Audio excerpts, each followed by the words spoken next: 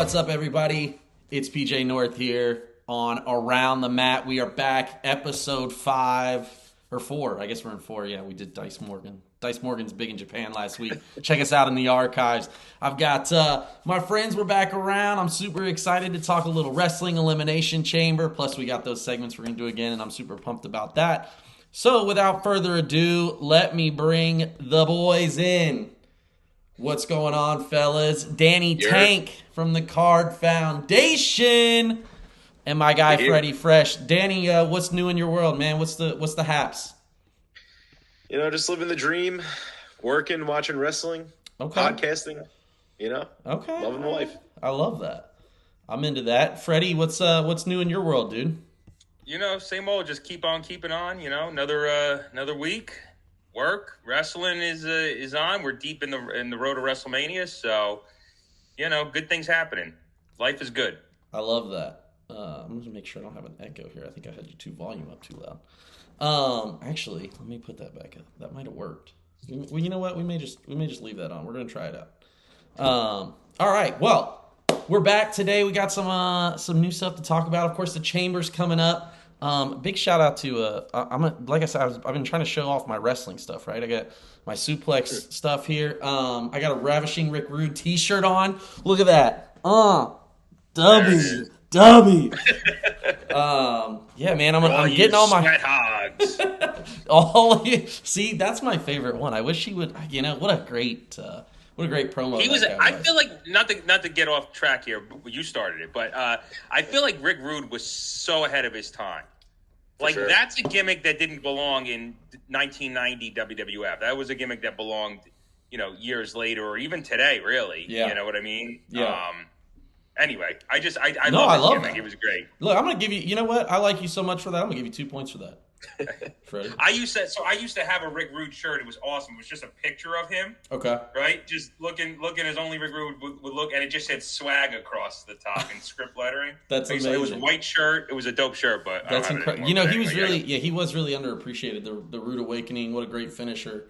And, that just too. Undefeated physique. I wish we'd get Johnny on here to give us the maybe I'll have like a segment where guess the nutritional strategy of wrestlers, and we'll just go through body types. We'll start at Bastion Booger, and we'll work all the way up to Ravishing Rick Rude. There you go. What a great and the only guy to appear on Raw and Nitro in the same damn night. Granted, Raw was pre-taped, but still, nobody else can say they did that. I think that's a great. That's one of my favorite things about him is he was just like, you know what, I'm gonna leave. I'm not gonna say a word. And shaved the mustache. Yeah, he was just like, is that a different person? I don't think so. Right. It was had a groom before he appeared. Unbelievable. He had a groom before. Yeah, he was like, I gotta look like it is a different night. He at least played into it. What a great guy. Yeah, I was a huge Ravishing Rick Rude fan. It's funny, my nephew is starting to get into YouTube clips, right? My sister and her husband are showing him old school wrestling because they know how much. My sister was a fan way back in the day. She was a Bret Hart mark. And fast forward, her son, I've gotten him action figures for Christmas, and I got him his first pair of Jordans, and now we're getting him more wrestling stuff. He just got a John Cena the stuffed toys that they remade. But she got it off Amazon, so I'm not sure if it's real. I'm a little concerned that she bought a bootleg John Cena for him, but we'll work on that. I'm working on that. So yeah, he's a big wrestling fan now. But the point being is that she showed him Rick Rude clips, and now he's doing all of the '80s gimmicks. Right, he's doing the Ravishing Rick Rude hips, which as a kid that was like my move. Like I did that I danced at a dance studio. I did that. That was my go-to home run. I'm hitting the Rick Rude everywhere. So I got that from Val Venus. This was, when I first started. I didn't realize that Rick Rude kind of influenced that. Even the song. If you listen to Rick Rude's entrance music, Val Venus is he basically was Val Venus before Val Venus. Right, just a little more aggressive. Yeah, pretty crazy. His AWA stuff is pretty wild too because he's got this bigger afro, but him and Jake the Snake kind of look like they could be brothers. So it's kind of funny to see that when they had their gimmick. But he always had a famous line about because people would say, he was so big, but his legs were small. Yeah. It's an upper body business. That's a good way to put it. No one checks leg day, I guess. He wasn't really bench pressing anybody either. The fact that he had 27 abs. Yeah, right. Was his whole chest was just all abs. His whole stomach, everything. It's crazy. I loved. I was a big Rick Rude fan. I got a couple of his figures. I've got the remake of the Elite that they did of his as well. He's got some cool stuff. He was always like innovative too with the tights, man. Undertaker wouldn't have had Ultimate Warrior, wouldn't have had his stuff if it wasn't for Rude doing the and RVD. You know? Yeah, 1,000%. A lot of people ripped off those tights. Ziggler, Velveteen Dream, everyone going with the airbrush tights. Yeah, which was super cool because it like looked the part. And the airbrushing alone had to have taken like, I mean that's a whole like, hey man, I got these spandex pants. And I got to put them on first. Did they airbrush him while he had them on, or else like was it? Just, I don't know. It was very interesting. And I wish that they would do like an A&E Legends thing, like on some of his gear where they went over that stuff. Also, what did he just go to like the boardwalk? Did he just go to Jersey boardwalk and do it? That'd be kind of weird. What was that? Where did he get it done at? I want to know. Like, was it just the Jersey boardwalk? Had to be some artist. I know RVD's had the same guy since the beginning. Oh, so he has used the same dude. RVD, the guy actually reached out to RVD. Okay. I forget the guy's name. I forget. I can't remember his name. But RVD's talked about him. But he reached out to RVD about doing it. Yeah. Sent him a pair years ago, 96. Right. I don't fucking know. Yeah. And loved it, and he's been making them for him ever since. Damn, that's pretty cool. Yeah, I love that. See, I like when they do the thing about the gears. Joe Holland is his name. Joe Holland. Okay. Yeah, I think RVD's is super sick too, man, because he's always had like different ones for different moments and things like that, which I always thought were cool. That's dope. Well, we've got a whole list of things to talk about today, and I'm super pumped to go around the mat. But Fred's going to start out. He started out with 2-point lead, Danny. So, we can't let that happen. Right. We can't let that mark happen. But let's talk a little bit about, we're going to get into it here. First things first, Rock and Roman on Smackdown. What do we think? I'll give my 2 cents. I thought it was cool. I saw, that was my favorite part. I'm glad Freddie threw that up. That was like, because everybody immediately was like, guns up. And I was like, this is the best. Anytime we can mock The Rock, because he's a heel now, right? So it's like, makes it even cooler. And he doesn't mess up very often where you get that opportunity. So I thought that was really, really cool. And I don't know, man. I thought it was a good segment. I thought it was interesting. I thought that he, sing along with The Rock is I thought it was really good. I think that they're doing a great job. I'm interested. It's a slow build, like we talked about, Freddie, when me and you had the one-on-one, was like the ability to slow build this thing is really, really cool. And I'm excited about it, man. I think it's going to go, I don't know. I think it's going to take off. So I thought the segment was cool. I thought SmackDown sucked. Otherwise, I'll be honest with you, I wasn't like super into it. And I have a hard time. There's like that lull where I love good wrestling matches, but SmackDown being only 2 hours, they don't really give you that opportunity to have. They're trying to forward the story with the focus on Rock and Roman. So like they weren't trying to throw out their 5-star matches, which is fine. It's just that at that point I was like, okay. So for me it was kind of whatever, but I thought the segment was cool. It did a bunch of numbers in The Rock coming out in the Versace, it's Versace, right? Is that what it is? The Versace vest. With the callback to the old Rock. So I thought that was really cool. Freddie, I know you're a mega fan about it, man. So what do you got for me on that?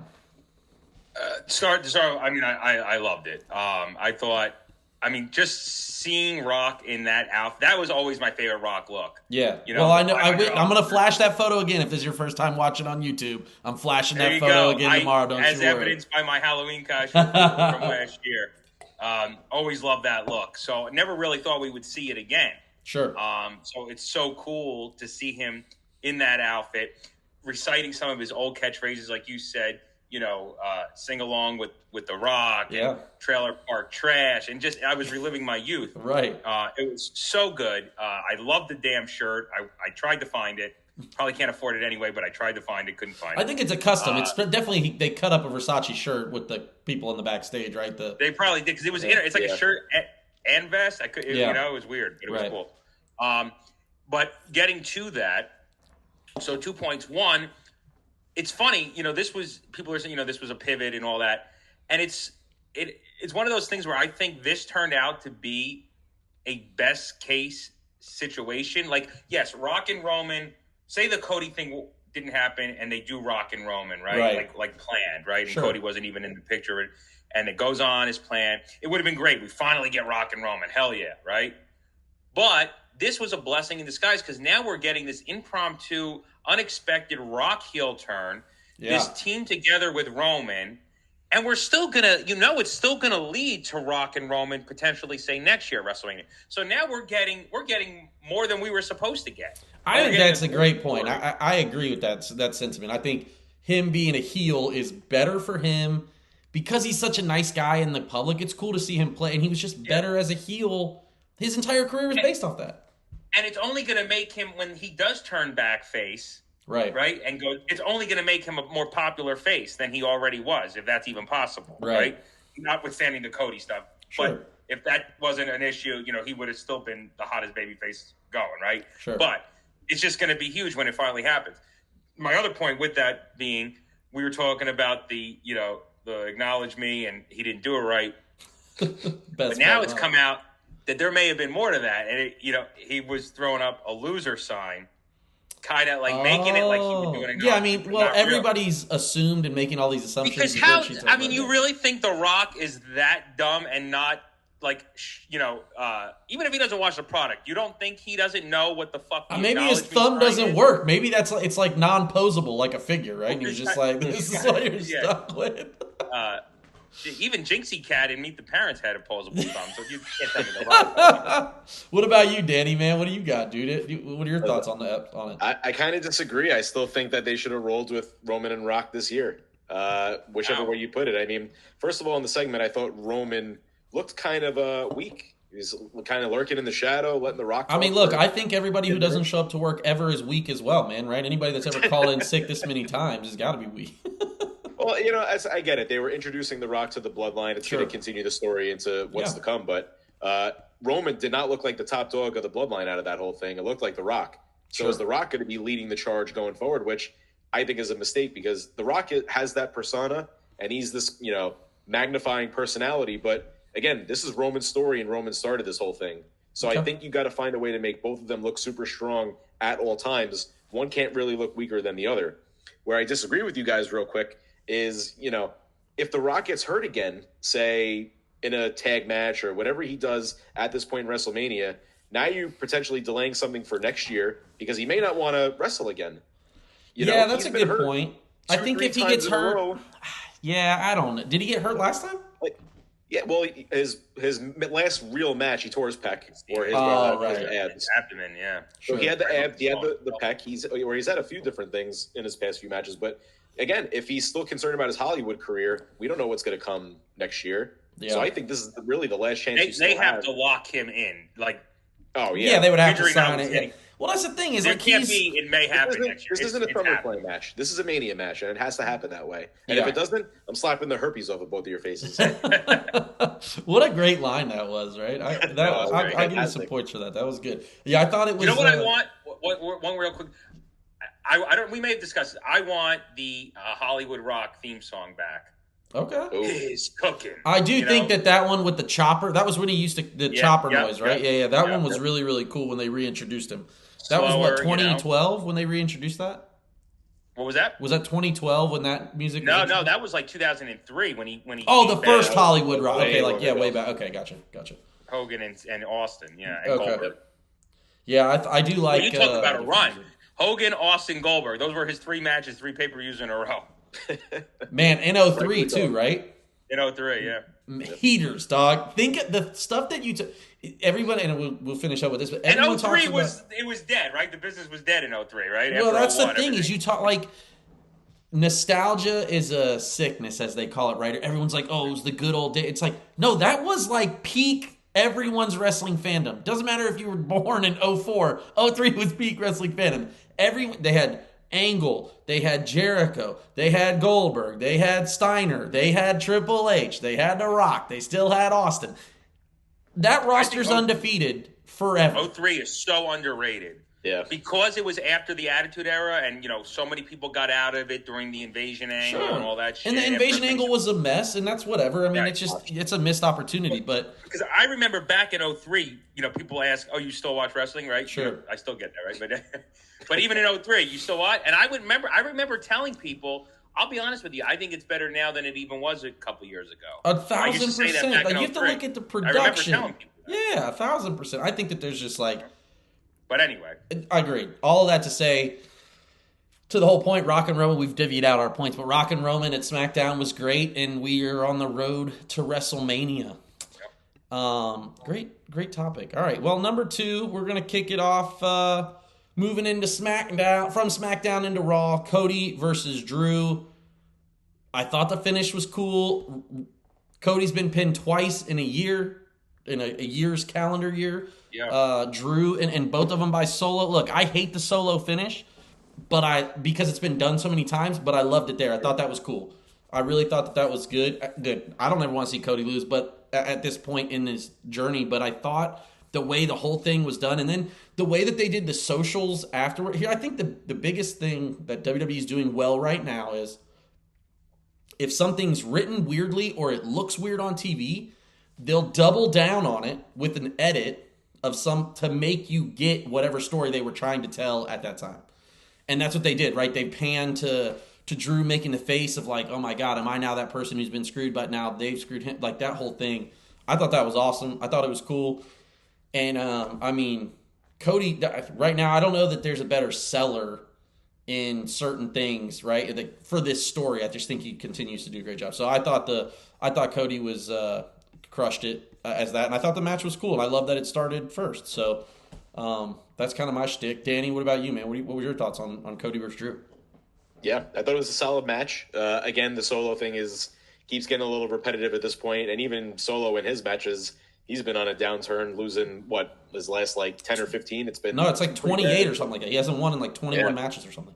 It's been rough. So I mean, they got to continue to find ways to make him look strong out there as well. Because you don't want to portray these guys in a bad light. But sure, yeah, I like that Drew got the win, even though it wasn't clean. You're keeping Drew strong there. But my only concern about this whole thing is I feel like everything's intertwining a little too much. Okay, like we still don't have a clear direction as to what Drew's going to do at WrestleMania. Even though, he's going to be in the chamber and there's a chance that he faces Seth Rollins. But still, nothing is indicative as to what path he's going. So he's intertwining with Cody. Then it could be Seth. It could be so many different things. I want to see a little more clear cut in the story here. And I think, WWE wasn't looking the best with this whole Cody Rock Roman thing where they doubled down and said, you know what, Cody is going to main event WrestleMania and that first botch. So it seems like they're changing plans in their head by the week, and it's reflecting on TV. I want to see a little continuity here. See, the thing about that, though, is like we talk about the Attitude Era and those like years back then. I felt like everything was intertwined back then, too, which is like kind of brings me like, oh, okay, I feel like that storytelling we all romanticize or whatever, but it was really good because you would see 9 people in the main event. There's that famous everyone hits their finisher Twitter video, right? It's the same for me. Like, I get what you're saying, but for me, I like it because I think it's a cool change of pace from what they have done, where they like pigeonhole me and give me the same 7 matches with the 2 people and they fight. And it's like, no, that's not how this works. You have tag teams and you can have 6-mans and then you can have other people. Like all that for me, the intertwining makes it better. But again, I may be in the minority on that. I like the intertwining as to you don't know who could be champion, right? I think the last couple years with WWE, it's been like 2 guys that you could say, oh, he's going to be the champion. Now you got like 5 or 6. I mean, you got Drew McIntyre, you got Roman, you got Cody, you got Punk, Rollins. Yeah. You got a lot of top names where they didn't have that originally. So now you can, if you want, start doing the intertwining again like they did Attitude Era into the 2000s. Sure. Okay. I like that. Freddie, what about you, man? What's your thoughts on Cody versus Drew? Yeah, no, I mean, just to, first to go right off of that, I mean, they have a lot of guys right now that are able to fill a spot, which is great. They have a lot of guys that can step up, and we noticed that in the Rumble. Like of course, Punk, Cody were the 2, but like there were so many guys that it maybe could have been, right? Yep. There's a lot of guys that are pretty over right now, and that's a good thing to have. I do think the world title picture is a little, cloudy because convoluted, sure, for obvious reasons. It was supposed to be CM Punk versus Seth, and that obviously got kiboshed. Now, Drew does look to be the guy that will take that spot. I don't like that they already had a feud. I mean, they only faced at one pay-per-view back at Crown Jewel, so it's not like they had a whole series of matches. Right. But and this Drew is a different Drew than we saw at Crown Jewel in November. So I wouldn't be mad if Drew wins the Chamber and we get Drew and Seth. Because really the only Seth match I care about at WrestleMania is the tag match that I'm hoping we damn sure get. But But back to the actual topic. I mean, Cody versus Drew. I thought it was good. I do agree the solo finish is being overplayed for sure. Sure. It made sense and it worked. It wasn't a Roman match that it happened, but it will be, right? So I mean, sure. The match was good. It's funny. It makes sense, but I didn't realize that was Cody's first loss since WrestleMania. Yeah. But then I thought back and I'm like, yeah. I guess the first pin he's taken. The first pin he's taken because they lost the tag titles. So right. But the first pin he's taken, yeah. But right. But yeah, it was good. I'm really enjoying the stuff Drew's doing.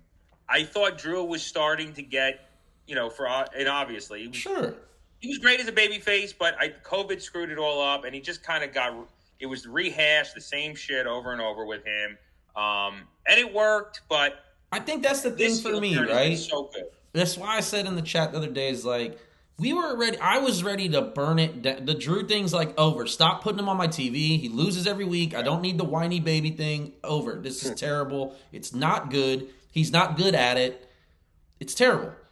But then fast forward, he hurts CM Punk, and next thing you know, I'm like, this is the best he's ever. Like it's literally the best he's ever been. It really gave because it took what he was doing, being disgruntled and saying that it's unfair and this and that, and it just made it exemplified it, right? It helped. It really helped him out. Unfortunately for CM Punk, it made this heel turn even. Honestly, even it makes it cooler. I think in the end, it's going to make it cool because that's going to give Punk another guy to fight when he comes back. It's like the Bob Holly Brock thing, right? Where Bob Holly's neck's broken, he comes back and he's like about it. Now, granted, it's a little different. Excuse me, but you get the point, right? Like that whole thing is. So anyway, I thought that was cool, but. All that to say, Cody versus Drew, I thought it was a really great match. I enjoyed the finish, even though Cody lost. I thought it was cool. So they need a pay-per-view feud at some point, Yeah, I think that'd be cool. I think that they could do like a whole thing where, especially if Cody's champ, and then they bring it back for sure. Yeah. All right. We're moving on to the third topic here, which is Jay versus Gunther, the Ring General. I love Jay. I think. The whole thing, and this is what I was talking about with the segment and the way that their socials are intertwining with the story too. The Gunther looking over at Pat and Pat stopping. Like you're like, okay, I thought that was epic. Yep. Yeah, just like everything they're doing right now feels calculated in like the best way. It's what we call, like, especially in the entertainment industry and music, is what I call curation. And so like, we spend a lot of time curating all of this content for the music that we're putting out or whatever it may be. And the same thing goes for this. I think that they're curating each story to what we want to see. They're bringing it to different levels, and I really loved it. I thought it was cool. I thought the finish was great because we have to have Jay versus Jimmy at Mania. It just has to happen. I think it needs to be in a ladder match and winner gets the Uso last name. or something, I don't know. But I'm excited. I think that was really the leg. The leg. Yeah, you get the not a leg. What is it called? Is that one called a leg? No, it's something. I don't know. I don't know. Either point being chakra beads, anal beads, whatever they are. There you go. I would rock one. But I think that was cool. So I thought Jay versus Gunther, and I love Gunther, man. I know we talk Art and everybody in the chat sometimes hate it, but I think Gunther. I don't know who Art likes, to be honest. That's a great point, too. Yeah, because he called it mid-card J, right? So, yeah, I don't know. I thought it was cool. I enjoyed it. I thought it was a great finish. I think it's a great main event. Elevating the Intercontinental title is always good for me. I used to love when they did that on back in the day on, like, Saturday night's main events. When I watch back, it's one of my favorite part of stories where they kind of elevate the Intercontinental title because I do think it's not only is Gunther a great working wrestler, but he's done really well on the mic for being German, or you know what I mean? Yeah. Like that's really hard to correlate, to translate the whole. I think he just does a great job. So, yeah, I don't know, Freddie or Danny, either one. You guys, what were your thoughts? Yeah, no, I loved it. The finish was my favorite part. Yeah, because I was saying, I was just actually telling Miguel, our other buddy, what are they going to do with Jay and Jimmy? How do we get to that? They did it a little bit at the Rumble. We got that at least. But, like, how do we build this back up and get to where we were over the summer to get to Mania? Yeah. And we got our answer on Monday night. Boom, there you go. And so I was very happy to see that because I was like, okay, there we go. I do wish they were both in the chamber I think that would have been cool. Yeah, Because that could have extended the storyline a lot. Or some sort of that thing. I don't know. That was kind of my thought. Sorry, I didn't mean to cut you off, but no. But yeah, no. I mean, the match was great. I thought Jay came out looking great. Even though he lost, because of the finish with Jimmy, Gunther looked good. So it got a lot of things done. Yeah. I'm curious to see where Gunther goes from here. Obviously the Brock match is unfortunately not going to happen now at WrestleMania, which was anticipated. But we'll see who he faces next. I thought Braun was going to take that spot, but Braun. It's very confusing. But honestly, if Braun got fired too, I'd be okay with it. Now Braun is on SmackDown. We're talking about Strowman, right? We were talking about Strowman? I was talking about Strowman. Oh, okay. Seems like a great guy. I've heard he's really, really nice. I just, I could do without the monster. But all right, Danny, what about you, man? Last one here about the Jay versus Gunther. Yeah, I thought that was very well done. I loved what really popped me was fucking Michael Cole, man. Michael Cole needs his roses. Ever Jimmy since comes back, out, rings the bell, and he goes, "Stat son of a bitch!" You felt that. You were like, "Wow, I'm feeling for main event Jay right now." It reminded me of Jim Ross calls back in the day. Oh yeah, dude. He's look right Jim now. Ross on Triple H. Michael Cole went through such a bad. Michael Cole went through such a bad time. He was just not good. He followed the greatest of all time. That's it's like you're stuck in that thing. But man, you're right, dude. He was that call. I watched it back and I was like, oh, damn, that was so. Ever since Pat came back, Michael Cole's been the man. Sorry, I didn't mean to cut you off. I was like, damn, you felt for him in that moment, and that's what you want, main event Jay. And you can make the story work in so many different ways right now. Jay's about to win the Intercontinental title, the first of the two to get a solo title. Jimmy ruins it. Then you got the whole Bloodline Civil War feud. This is gearing up to be maybe the sleeper match of WrestleMania. I think they're both going to throw down. It's going to be incredible to watch, and we'll see what else continues for the story. I mean, we're probably going to get something that's going to happen in Chamber. I know we're going to get the Waller effect, and somehow I think Jay may get involved with that. If you got the Bloodline and you got Rollins and Cody out there, it would just make the most sense. I think that'd be awesome too. Yeah, I'm really excited about where it's headed. I think that they've just done such a fantastic job talking about it, and it's just I think they're getting into it. They're getting back to it now. They stretched out. They didn't have a big breakup, but now they're doing the breakup. Maybe a tribal warfare match, or what was it called? Tribal combat. Tribal combat. Yeah, something. I don't know. Just definitely do a callback to it. I think might be cool. I think that's really good. So, all right, that's good. Well, as we talk about Chamber, we're gonna reset the clock here this time. Oh man, my clock's off. Oh, man, what a failure, PJ. So 5 minutes each, run it. Yeah, I'm so sorry. There we go. Got it back in there. We're going to run it back. Yeah, we're just going to do the whole thing. So we're going to start with the Women's Chamber. We'll start there. I think the Women's Chamber, we're going to do this kind of a pick-em. And this is hard because I don't, we're all in I wish that this was sponsored by DraftKings, where you could get your percentage of $25,000 if you pick correctly. Honestly, unfortunately, my goal is to just take Miguel's money. So, Women's Chamber, though, I have no idea. I thought I knew. I just really don't. I think Becky could win, but I think the Raquel thing coming back, she could win, especially because her and Rhea really haven't had a banger. I don't know what's going to happen. So, my pick, though, to win the Women's Chamber is Becky because it's the obvious choice, her versus Rhea. But I also think Becky versus Nia at Mania may happen potentially, too. So, I really don't know. But I'm going to pick Becky at this point. I don't even know who I picked in the pool. I probably picked someone different. I should have wrote down my picks. I failed. Freddie, what about you, man? Who are you picking? I have to say this one actually is easy for me. It's got to be Becky. It better be Becky. I want Becky versus Rhea at WrestleMania. They've been teasing it. Okay. Don't give me something else. I love the Becky Nia feud they did on Raw. They ended it at day one. Yeah. There's more meat on the bone there. Raquel and Rhea, they faced off, I believe, at Payback in September. That's what it was. I couldn't remember. I know they wrestled, but I just couldn't remember yet. And there's more there too, for sure. Especially she just came back, but that could wait. We got other pay-per-views. We need Becky versus Rhea at WrestleMania, and we need Becky to win the Elimination Chamber. I like the conviction that Fred had in his voice there. He's like, he needs it. We need the man. Here's what I need Becky Lynch to do. If she's gonna do the whole Uranagi thing. she's going to have to pick somebody up or do it. That was so. And then they doubled down. That's one of the things that I do find funny. Sometimes they double down on weird things in socials.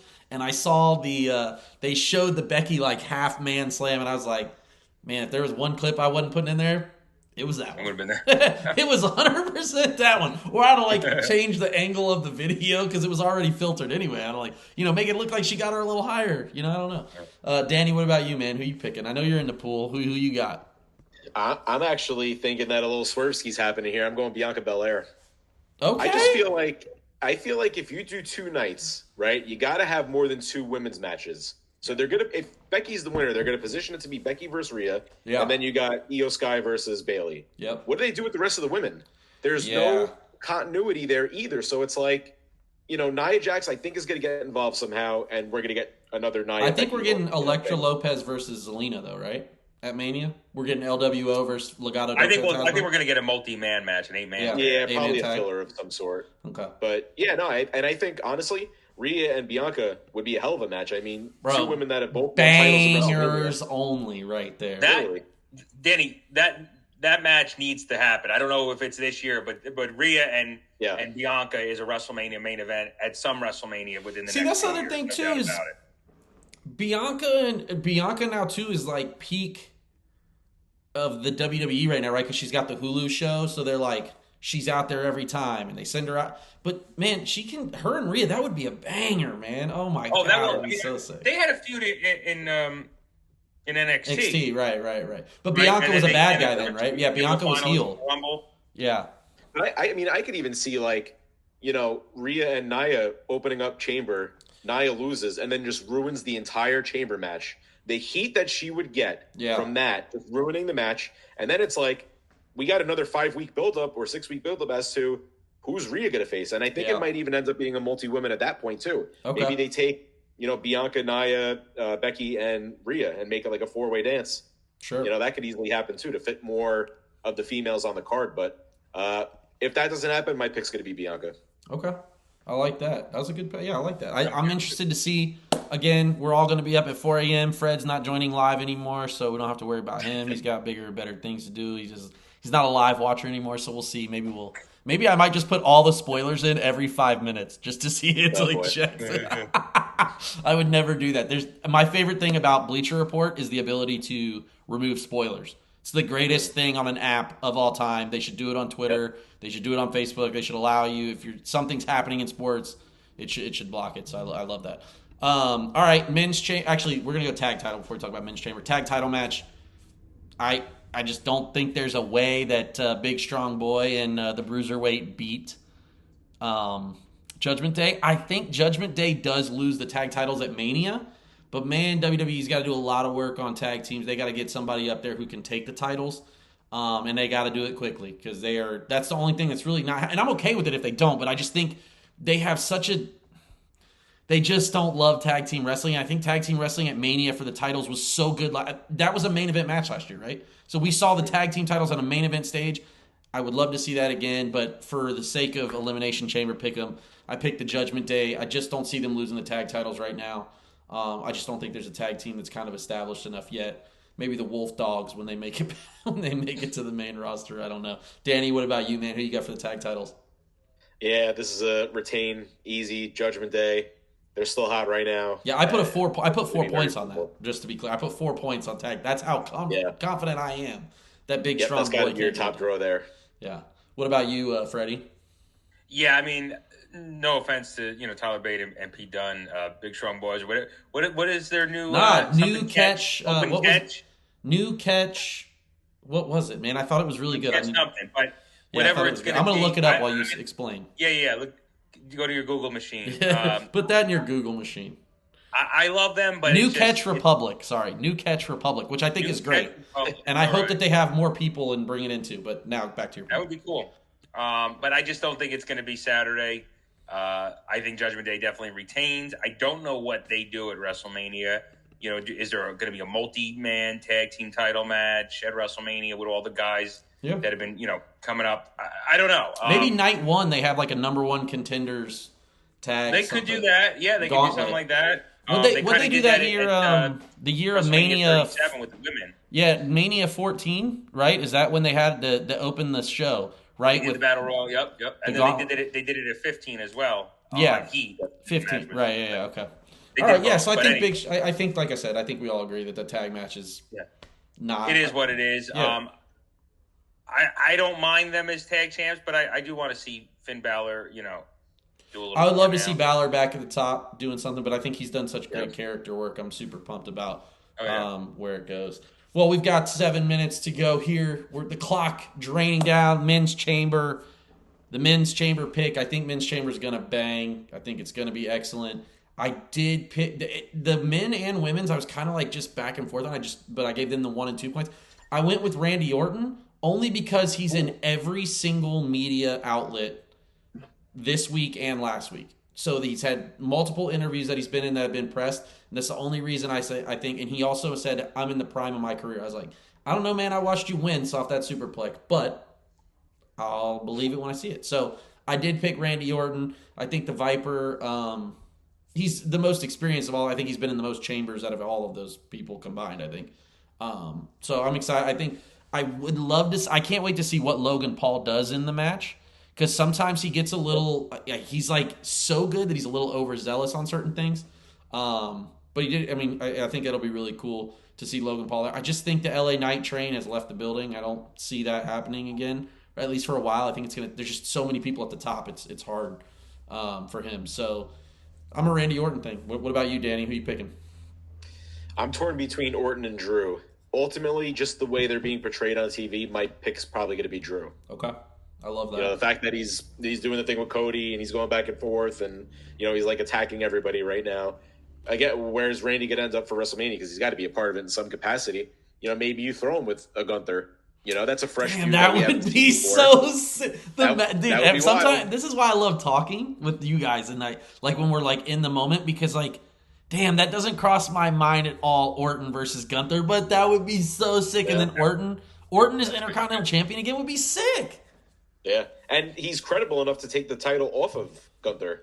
It's almost like Cena winning the U.S. title, right? It doesn't really when you get to a certain point, it doesn't really look bad if you go from 1,000%. One to the right. But let Orton take that and then maybe make someone new. Now you're making elevating a lower card guy that may be a world champion one day.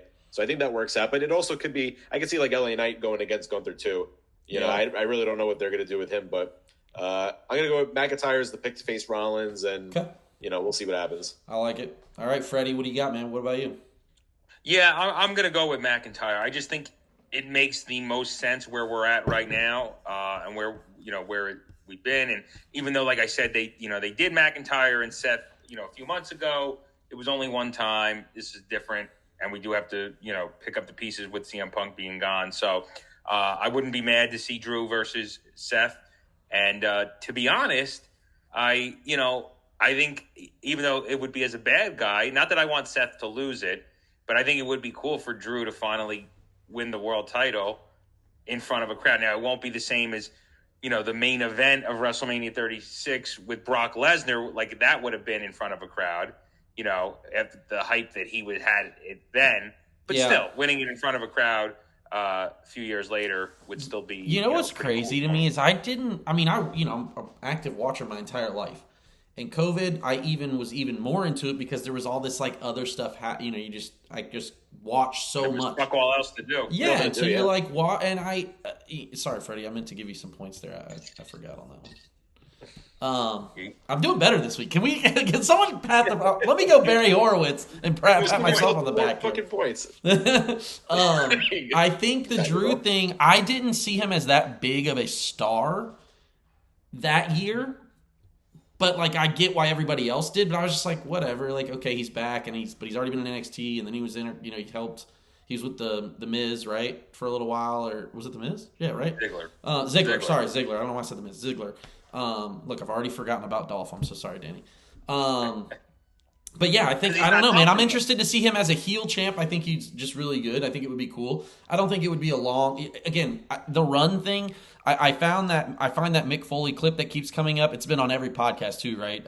Conrad and Jeff Jarrett talked about it too. And they played that clip where it's like it's not about the amount of days or amount of whatever, it's about the moments that you create. And I do think 100%. Drew has created memorable moments this year so far since hurting Punk. Everything he's done has been a memorable moment, in my opinion.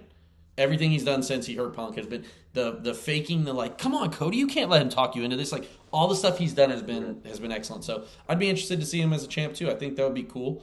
I still hope for the sake of the pool that Randy Orton wins and I win money, but whatever. I don't know. It's interesting. That's the last of the pick'ems because I only did those 3 matches. What's the 4th match, Freddie? Who you picking in the 4th match? Well, that's Rhea and Nia. I know. Rhea doesn't fucking win that. We didn't have to have that conversation because Rhea's home, Mommy's home. There's just no way that I don't know what the hell we're doing. Yeah, there's no way that. Yeah, that's the other match. But to me, the thing I'm actually looking forward to most on the show, maybe not as much as I was after today, finding out that The Rock definitely won't be there, but the Grayson Waller effect with Cody and Seth Rollins. Yeah. I do think a challenge gets laid down though. Yeah. For a tag match at WrestleMania. Well, I think so too. Is The Rock not going to be there? Triple H said flat out. Well, The Rock also said that he could be there in a moment's notice to smack. Hold on. Triple H said it in an interview. Yeah, in a legit interview, he's like, I don't want people to get the idea that he's going to be here. That's even better. These guys are everything is storyline that's in the media right now. I mean, the same thing with the theory. Now, wait a minute. Now, with that being said, right? So, I don't think Rock is going to be there, but Triple H saying that, yes, he's the head of creative, whatever, and he could have been saying it genuinely, but with everything that's been going on storyline wise, like we saw at the press conference, and then we saw Triple H's comments at Smackdown, right?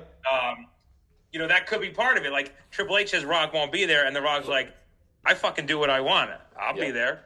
Who said who? I do find it funny though. Like I said, I was watching. Who knows? I watched the 500. If I'm sleeping, I'm going to be pissed if he shows up. I can't wait. I'm definitely spoiling that. I've missed every Rock live appearance so far since he did that. No, I thought it was weird. The Rock was at the 500, the Daytona 500, right? Yes. And never said a word about being WWE. They never mentioned it. Mind you, SmackDown's on Fox. Like I understand they did the UFL thing, but like. The SmackDown is on Fox, which was hosting the Daytona. I just thought it was so weird. I was like, that's so odd that he didn't even like bring it up. Like, I just thought that was weird. I don't know. Maybe because of the Vince stuff that they're. Let me tell you something. Look, my friends run a racing podcast talking about NASCAR, and so I'm a huge NASCAR fan. Obviously, if you know me, I drag race and I love race cars. I don't think so. They called him Dwayne The Rock Johnson this time. I think it was either he's so focused on the UFL thing, and that's what his point was to get those fans. They weren't talking. But at that point, you're about to go to WrestleMania. Like I would have been like, oh, and by the way, I'm fixing to whoop Cody's ass or something. He would have said something. Right. I don't know. Point being, I thought that was really weird. I don't know. But either way, Elimination Chamber. Here's my Peacock pitch. Maybe they'll donate some money. Peacock this weekend, man. 4:00 Central, 5:00 Eastern. What an early time. Holy mackerel. Oh my. That's not even early, bro. That's ridiculous. Yeah, it's not 8:00 in the morning is early. Going and stand and deliver in LA at 9:00 was early last year. But we had a blast last year. I'm excited about this time too. I think we're going to have a good time. I think it's going to be cool. I'm excited for I'm glad it's not at 10:00 or 9:00, whatever the hell it was. Sure. I'm glad it's at a normal time. Sure. But it was fun. We had a good time. No, I think it'll be good. Well, we got One Has to Go today. I'm excited about this one, man. We did it last week. We had a great time with the One Has to Go. You got to get rid of one of the things to never be returned. This time we're doing branded pay-per-views. So, kicking it off, we've got Elimination Chamber in the top left, Money in the Bank in the top right, Royal Rumble in the bottom left, and Survivor Series in the top right. One of them has to go to have never been seen again, meaning if you eliminate Elimination Chamber, Survivor Series 02 never happens. WrestleMania 20 never, or 22, right? Where they did the first Money in the Bank, or is that 20 or 22? 22. 22. 21, right? Yeah, that one never happens. But point being, so we got to pick one, again, of the branded pay-per-views, Elimination Chamber, Money in the Bank, Royal Rumble, Survivor Series. You got to pick one Freddie, I'm going to start with you, man. Which one you picking to never be seen again? So this is to say we got to get rid of one, and meaning it never happened. It's never happened. It's gone. It's gone forever. Jesus. Well, now that changes the game because I was potentially going with Elimination Chamber, but I'm very partial because I was at Survivor Series 2002 for the first Elimination Chamber. Oh, wow. Okay. Yeah, you get some points for being there. So I'm partial to both Survivor Series and Elimination Chamber because Survivor Series, that was also my first pay-per-view I ever went to. Yeah, so that one's got to stay. Can't get rid of that. So now you're picking between Money in the Bank and Royal Rumble. And Rumble, no. So by process of elimination, I'm going to have to go with Money in the Bank. I like Money in the Bank, but sorry, pal. Money in the Bank is gone. So Freddie is doing away with Money in the Bank. It is never existing. The other three still exist. Danny, what about you, man? So by Fred taking away Money in the Bank, that ruins my Ziggler cash-in, which ultimately was... No, well, you get to keep one. You can still keep it if you want. I'm saying, I thought you were saying it deletes the whole history of... It does if you get rid of it. Yeah. So if you get rid of it, it's never I don't get to witness that cash-in, which actually brought me back to being a wrestling fan. So for me, Money in the Bank is safe. Okay, Money in the Bank, safe. I love it. So now because of that, I might have to say, fuck you, Fred, and take away Survivor Series because there is no dead man then. There is no Undertaker. Honestly, I was hoping he was going to say that because I was going to maybe say that too. Yeah, he's still Dice Morgan, baby. Okay. Fucking Dice Morgan's going to live on in the show. But Baker doesn't exist, but Dice Morgan is a fucking... Hey, I'm getting a Dice Morgan shirt for fucking Mania. Don't you worry. Man. Well, if I'm taking away with the lineage and the future of the show, it's probably Chamber. Okay. Being that nothing too significant has happened from the Chamber pay-per-views or the match itself. I mean, you could have still kept the Hell in a Cell cage concept. You didn't have to do a Chamber style. So I think based off of the four that we're saying, that's probably the worst one. I mean, but if I was going forward and we kept the history but deleted something now into the future, maybe Survivor Series. Yeah. Because honestly, I feel like Survivor Series is lacked without like any actual thing on the line for the elimination style match. I think it's become pointless at this point. Yeah, it's just a name brand right now. The War Games helped the last couple of years. Yeah, the War Games has been really cool. But I think there was talk of getting rid of it about 10 years ago. So I wish what they would do is, and this is not my pick, but I wish that they would do wish they would do War Games backwards. So everyone starts in the match and you eliminate members one at a time. I would like that. Yep. Because you're waiting, and yes, everybody's getting beat up and all that stuff, and they're coming in, whatever. But I miss Survivor Series elimination part of it. So I grew up, I love Survivor Series. I had all those VHSs. I rented them constantly. So I love the random tag team. I hated it. I hate it now. The random tag team's like, why are all these people together? But I loved it as a kid. Survivor, even Undertaker debuting. I still think, look at that size of that ham hock. The whole thing. I thought that was really great. So let me say real quick, 2 seconds. I hate the fact that there's a pay-per-view called Elimination Chamber and that there's a pay-per-view called Money in the Bank. I think it takes away the mystique of having the announcement to where, same thing with Hell in a Cell. Hell in a Cell was so great when they made it a match and no one knew it was coming. I'm glad they got back to that. I'm glad they got rid of that as the pay-per-view. Right. Because I agree. About Triple H and Undertaker, in Hell in a Cell at WrestleMania. Right. No one's really expecting that, but it makes the match so much more. It gets energy to the fans. It gets exciting rather than just having a lame pay-per-view where it's dedicated to that every year. I agree 1,000%. That's why I didn't put those on. I picked these specifically ones because they're the best of the branded ones. The other ones, Hell in a Cell was trash. Don't ever do that. I hate it. Don't ever. TLC's even worse. TLC was bad. So bad. Yeah. So all that to say, the worst, and I hate to say it because I was there, Fatal 4-Way.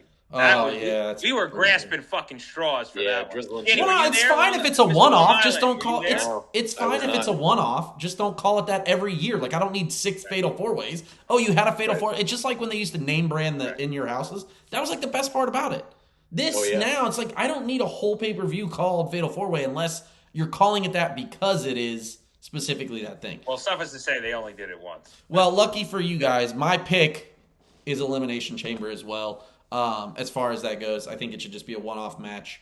I don't think it should be a whole pay-per-view. But I do like that this year it's kind of cool because they're taking it to Australia, so maybe it'll have a little more meaning as well.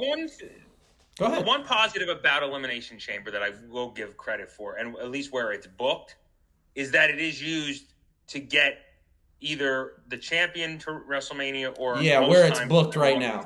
Calendar-wise, it's great. It's in a good spot. If it was in fucking October, I would be... I do think the Survivor Series one, the very first one, was so cool. I remember when we watched that. My next door neighbor was a wrestling fan as well. He lived with his grandparents, and they bought us all the pay-per-views at that point. It was awesome. That's awesome. So yeah, we watched that one. I thought that was so cool. I had that on DVD. I thought the graphic of that, the whole thing they did was cool. Also the worst gear HBK ever wore. We can talk about that another time. Maybe I'll have that I'll make that as a one has to stay. Dutch boy haircut he had. I don't know what he was. He literally went, I want to look as fucking terrible as I can for this big match. I love that. All right. Well, next. But it was an amazing moment at the Garden. You only get one. Remember, you got to pick the best of the worst that keeps. So if you pick that one, none of the other stuff happens for these things. So we're going to pick here first is factions. And one's a tag team, but you get the gist of it, right? These are the worst parts of these people's careers. You got to pick one of them to keep. So with that being said, here are the choices. In the top left is LOD 2000. In the top right is the International Incident or League of Nations, whatever you want to call it. Bottom left is the Job Squad. That is Too Cold Scorpio, Al Snow, and Sparky Plug. And then in the bottom right is 3MB. Maybe the worst part of that entire team's career, obviously. So you got to pick one to keep, and that's that part of that person's career you get to keep. I'm going to kick this one off. I'm going to go with Job Squad because Too Cold Scorpio was terrible as Flash Funk, but I love Too Cold Scorpio. He's one of my favorite WCW wrestlers. He also had banging entrance music. Him with Buff Bagwell when he was Marcus Alexander Bagwell. What a great time. But I'm going to go with the Job Squad. LOD 2000, unfortunately, they had just had... if I never saw them again because I didn't pick that one, I'd have to be okay. 3MB, same thing. And League of Nations. I love Cesaro, but if it meant I never had to see that and I never got to see him again, then that's it. So I'm sticking with the Job Squad. That's those. I'm losing all those other 9 wrestlers. Very sad, but I'm going with Job Squad. So that's my story, and I'm sticking to it, and I'm giving myself points for that too because I knew who the Job Squad was. So Danny, what about you, man? Who you picking? I'm gonna bring it up back on the screen too again. I've been around him a couple times, so. I got to go with, baby, 3MB. I got kids. Kids. Heath is the man. Okay. One of the coolest people out there. But, I think out of the 3, those 3, it's like they're still relevant and still going, right? So but they're only 3MB. That's when you get to they're only 3MB for the rest of their career. So think about that. He's got to be Heath with that hair. Even better. Okay. You still need the comedy style thing. Yeah. They could be tough. They could be tag champs. Okay. They can make it work. All right. 3MB. I think especially today, like R-Truth doesn't win a million matches, but the guy's entertaining as hell. And I think 3MB fits that mold. Okay, I like that. That's you know what? I'm gonna give you some more points for that one because that was actually really succinct answer for why you would keep the worst team of all time in the history. Freddie, what about you, man? You need me? I'm gonna bring it up for you one more time, just so the good folks at home can see it. That's a hard one, God, it's a shame. When League of Nations first got together, I had optimistic hopes for it, as I think they did. Yeah, they were like, hey, let's put a bunch of people who can't speak on their own together as a faction with no voice. Hold on. Really? You're not getting a manager. We're not giving you a mouthpiece. You're not getting anybody. None of you guys can talk. Guys on their own, really, when you look at the group. They're all talented, all good. Heaters, man. Those are some of the best wrestlers on their own. What was that? They're some of the best wrestlers on their own. Right, you know what? I like the Job Squad because I like their shirt, and it's one of my first memories of getting into wrestling. I didn't know what Job Squad meant at the time. I didn't either, and it was awesome. Right? Yeah, I had no idea. But I loved them, and I liked their shirt, and I was always a fan of Al Snow. But I'm partial. I like Al Snow, and I like Job Squad, but I'm gonna pick League of Nations, and I'll tell you why I'm gonna pick League of Nations. Okay. just so we can get that WrestleMania 32 moment where Stone Cold, Shawn Michaels, and Mick Foley beat the shit out of him after the match. I love that. See, that right there is, I'm going to give you a bunch of points there because that was a 10-point answer. Almost. 8 points. 8 points for those keeping score. I agree, man. Like I said, I think look, we're going to talk just briefly because we got we got 60 seconds to talk about it. Did you? Oh. No, go ahead. Go ahead. No, there's a great story Mick Foley has told on his podcast going into that.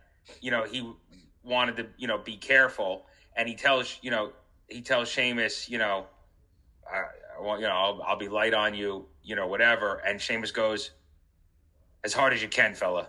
And Foley goes, That's kind of fun. I'll be, I don't know, I'll be easy. As hard as you can, fella. And walks away. That's pretty cool. That's just how he was. That's how Sheamus is. He wants that shit brought. Yeah, that's kind of weird. I think, League of Nations, man, I loved Cesaro so much. Just what a bad... And I liked Alberto Del Rio until he turned out to be a terrible person, supposedly. Well, you talk about a fall from grace, huh? Yeah, yikes. You saw that motherfucker in a high school gym last week? Yeah, I've seen it. Look, I saw him. So I saw him when he first got let go. He was doing Ring of Honor.